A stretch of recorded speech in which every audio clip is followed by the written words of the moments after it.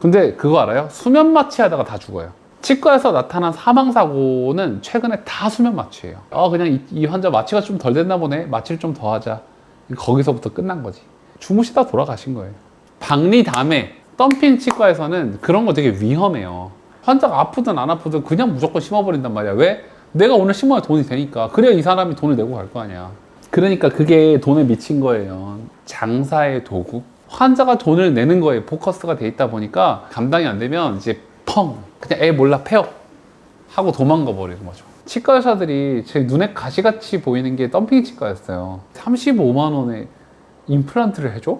이게 말이 돼? 야, 35만 원에 임플란트를 해주면 환자들이 어떻게 생각하겠어? 왜 너는 100만 원이나 받아 처먹냐 이렇게 생각할 거 아니에요. 그런데 이런 사건이 터졌네?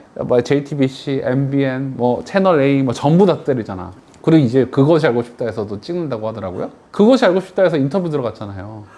터진다 말은 많았는데 사실 그 치과 말고도 되게 많아요. 강남권에 있는 그런 치과들은 문제들이 많아요. 어저께 자기 전에 와이프가 얘기를 하더라고요. 오빠, 치과에서 사람 죽었다며.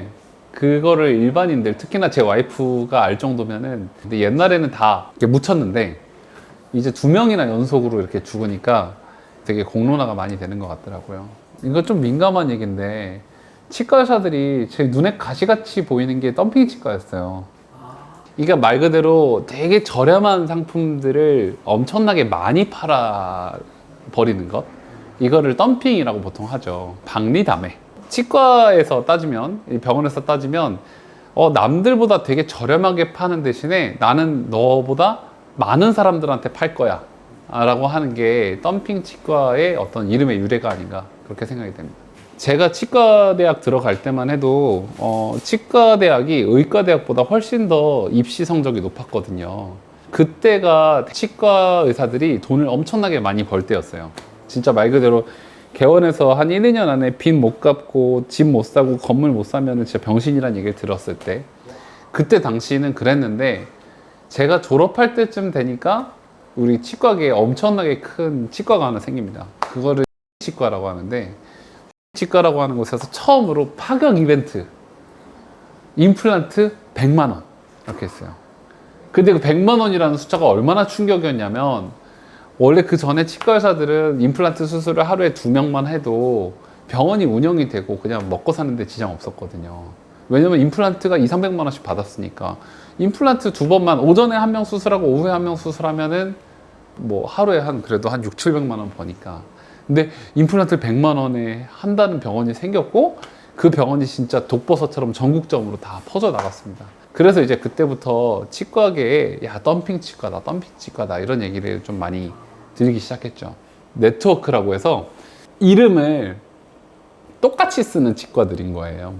치과라고 들어보셨어요? 되게 유명한데, 치과 네트워크 그룹 이런 것처럼 치과 이름을 똑같이 쓰고 전국에다가 분점을 내는 거예요. 다만 그 치과들의 주인은 다 달라. 왜냐하면 의료인은 1인 1개소법을 적용받기 때문에 한 사람은 하나의 병원만 지을 수 있는데, 중요한 거는 이게 네트워크가 돼가지고 병원의 규모가 커지면, 개수가 많아지면 이제 대량으로 구매를 할 수 있어요. 그러니까 싸게 구매할 수 있겠죠. 그러니까 싸게 팔 수 있어요. 그래서 치과계에서 프랜차이즈 사업을 치과가 제일 처음 시작했고, 치과가 처음으로 임플란트를 덤핑을 치기 시작합니다. 그래서 그때 당시에 정말 많은 치과들의 진탄을 받고 진짜 말 그대로 욕을 진짜 바가지로 먹었어요. 근데 지금은 그 가격이 비싼 가격이에요. 그때 당시에는 기본적으로 200에서 250만 원 이상 받아야지, 아무리 못해도 그 정도 받아야 된다라는 게 약간 컨센서스였는데, 갑자기 시장 파괴자가 나타난 거지. 사실 치과에서 사람들이 제일 먼저 생각하는 게 뭘까요? 고통? 통증? 아니에요. 졸라 비싸다. 거기에다가 이제 고통은 덤이야, 덤. 그러니까 사람들이 치과에 대한 인식이 너무 비싸다. 임플란트 2개 심어야 되면 500만 원 깨진다. 내 월급이 200인데. 이러니까 사실은 그때 당시에 100만 원에 임플란트를 해? 그러면 당연히 거길 가죠. 그게 아마 2008년인가 2009년인가 제가 졸업해서 싹 활동했던 그 시기쯤이었으니까 그래도 한 20년 정도 된 것 같아요. 그러니까 덤핑 치과가 문제가 되는 그 이유는 사실은 이제 그 비용 안에 임플란트 수술이라고 하는 것 빼고는 아무것도 없어요. 수술만 해가지고 무슨 뼈에다가 그냥 철심 박아놓고 그거 비용만 받고 그 다음부터 나한테 네가 아무리 불편해도 나한테 한마디도 하지 마. 그럴 거면 다 그 가격에 할 수 있죠. 근데 하지만 임플란트를 심어놨다고 해서 그게 끝이 아니잖아요. 그 사람이 쓰면서 불편한 걸 계속 봐줘야 한단 말이야. 근데 그 봐줘야 하기 위해서 병원에서 유지해야 되는 인건비와 재료비와 이런 유지 보수 비용이 다 거기에 간접적으로 녹아있는 게 그게 비용인데, 이제 덤핑 치과에서 받는 그 수가의 정도는 사실은 수술에서 철심을 박는 그 행위 빼고는 그 아무것도 들어가 있지가 않은 거예요. 그래서 최근에 막 이슈가 된 게 막 그거 임플란트 심을 때만 돈 받고 그 이후부터는 사후 관리를 전혀 안 해준다. 근데 사실 사후 관리가 정말 중요하거든요. 그러니까 이제 그런 부분들이 덤핑 치과들이 욕을 먹는 시스템이죠. 그러다가 감당이 안 돼요. 이제 환자들이 감당이 안 되면 이제 펑. 그래서 뉴스 나오잖아요. 강남 치과, 뭐 먹튀. 그래서 먹튀 치과가 왜 생기냐면 내가 임플란트는 심어놨는데 그 막 돈은 좋아. 근데 중요한 건 이 환자들이 나중에 여기가 불편해요, 여기가 불편해요 해서 온단 말이야. 근데 나는 돈이 안 되는 사람은 보기가 싫어. 이 사람들은 돈을 안 낸대. 돈이 안 되는 사람 보기가 싫은데 병원이 운영이 안 되는 거야. 그래서 그냥 몰라 폐업 하고 도망가 버리는 거죠. 그러니까 그게 돈에 미친 거예요. 이게 제가 봤을 때는 인간으로서, 의사로서 인간 대 인간으로 이 사람을 진정으로 생각을 하고, 아니면 내가 의학적인 판단에 있어서 이 환자를 진짜로 생각을 한다면 최소한의 안전판을 마련을 했었어야 돼요. 근데 그 안전판의 경계를 자본주의가 깬 거예요. 그러한 제도나 시스템을 사람을 치료하는 의술이나 인술이 아닌 장사의 도구, 어떤 상품으로 변질시킨 그 모든 걸 관리 감독하는 그 치과 원장님의 제일 큰 판단 착오였다라고 생각합니다. 잘못이었다고 생각을 해요. 근데 덤핑 치과가 안 좋은 건 아니에요. 덤핑 치과가 처음엔 되게 좋은 시스템이에요. 왜냐면 이 환자들한테 동일한 제품과 동일한 서비스를 최상의 어떤 혜택을 드리기 위해서 박리다매를 하는 거예요. 그러한 것들이 자본주의의 특징이기도 하고 좋은 겁니다. 좋은 건데 이게 너무 팔려고 하는 데만 집중을 하다 보니까 가격이 계속 싸지면서 제일 근본적인 본질에 훼손을 하기 시작한 거예요. 한꺼번에 그렇게 많은 어떤 마취 주사를 한다던가 많은 수술을 한다던가 했을 때는 그만큼의 리스크가 있었다는 거, 그리고 그거를 방지하기 위한 제도적인 어떤 정비, 이런 부분들이 미흡했다라고 하는 게 확실한 거고, 그 확실한 잘못을 누가 방치를 했냐, 누가 제어를 할 수 있었느냐는 그 사실 그 오너, 그 주인밖에는 없었죠. 그 밑에 있는 사람들은 뭐 상담실장이나 이런 사람들이 의료인이 아니잖아요. 그렇기 때문에 환자가 뭐 마취 주사해서 막 뭐 심장 멈춰서 막 CPR 하고 이런 상황 어떻게 알겠습니까? 그걸 뭐라 그러지? 살인 방조죄? 네. 그 살인을 하진 않았는데 살인 방조한 거에 가깝죠. 그걸 뭐 미필적 고의라고 하나? 아무튼 내가 봤을 땐 거의 거기에 가까워요.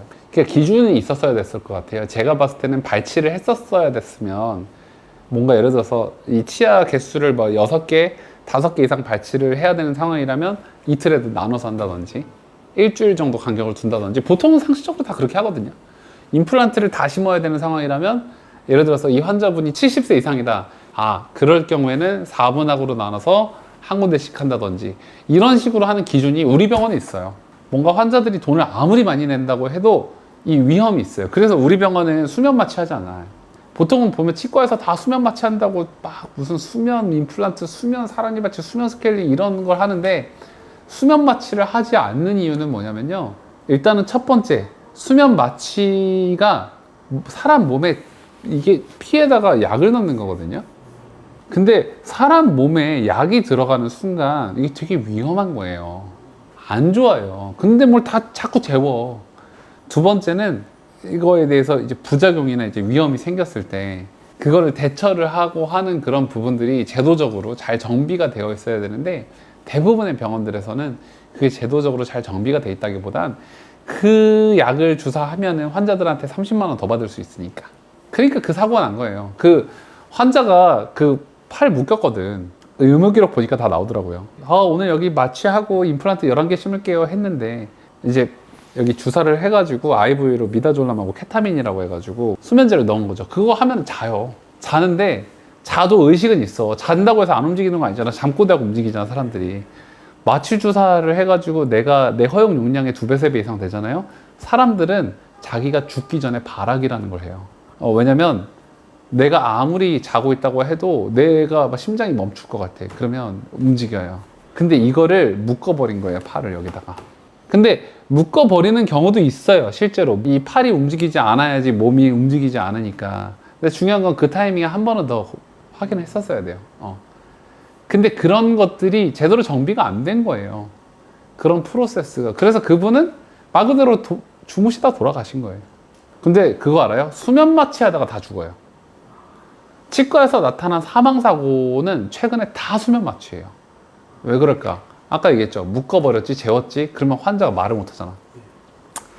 이러고 있는데, 뭐 어떻게 말을 해? 근데 눈 감고 자고 있는데, 이러고 있는데 어떻게 말을 해? 그러니까 팔이나 다리를 움직이지. 근데 그거를, 그냥 이 환자 마취가 좀 덜 됐나 보네. 마취를 좀 더 하자. 거기서부터 끝난 거지. 제가 사랑니도 엄청 많이 뽑고, 임플란트도 엄청 많이 하거든요. 환자분들한테 수면 마취 절대 안 해요. 그리고 환자분들한테 항상 얘기하죠. 아프시면 꼭 말씀하세요. 손 드세요. 라고 하는데, 제가 막 사랑니를 막 뽑다가 환자분들이 선생님 좀 아파요 라고 하잖아. 그럼 위험한 거야. 그게 위험한 거야. 사람 몸은 기본적으로 위험하면 신호를 보내요. 내가 마취가 됐다고 해도 본능적으로 알아요. 그 환자분들이 얘기해요. 원장님 조금 이상해. 조금 아파요. 이렇게 얘기하면 다시 한번 고민을 해보는 거야. 내가 좀 잘못 들어갔나? 내가 조금 위험하게 지금 했나? 근데 사람들이 자잖아요. 그게 없어. 그러니까 되게 위험한 거라니까요. 하나는 다음번에 심으면 안 될까요? 그래요? 그러면 오늘 여기까지 하고 오늘 입도 오래 벌리고 계셨으니까 다음번에 하나 심죠. 이게 그냥 사람이잖아. 근데 자고 있으면 환자가 아프든 안 아프든 그냥 무조건 심어버린단 말이야. 왜? 내가 오늘 심어야 돈이 되니까. 그래야 이 사람이 돈을 내고 갈 거 아니야. 치과에서 왜 수면을 하겠습니까? 공포심에 있는 사람들한테 광고를 하는 거예요. 공포감을 없애는 진료를 한다. 그리고 그런 말 뒤에 뭐가 숨어 있냐? 수면 마취 비용이 50만 원 추가됩니다. 그게 핵심이에요. 그래서 제가 수면 마취하는 그런 치과들을 다 폄훼하는 건 아니에요. 다만 박리담에 덤핑 치과에서는 그런 거 되게 위험해요. 왜냐면 모든 거에 포커스가 환자가 돈을 내는 거에 포커스가 돼 있다 보니까 환자가 자기 의사표현도 못하고 그거 손을 묶어버려 가지고 계속 마취 주사 쏘다가 그게 최악인 거지. 그래서 제가 다시 한번 얘기하지만 덤핑 치과를 욕하는 건 아니에요. 덤핑 치과 좋은 점도 있어요. 그게 필요하신 분들한테 좋은 거예요. 교정 치료가 무조건 좋은 건 아니에요. 그냥 시간도 없고 돈도 없어. 그냥 임플란트 해도 내가 원래 기능이 한 50%만 돼도 난 만족해. 그럼 임플란트 하세요. 내 뭐라고 하는 게 아니야. 근데 중요한 건 적어도 사람을 진료하는 병원이라면 이 환자분을 최악의 상황에는 빠뜨리지 않을 만한 시스템적인 관리는 해야 된다.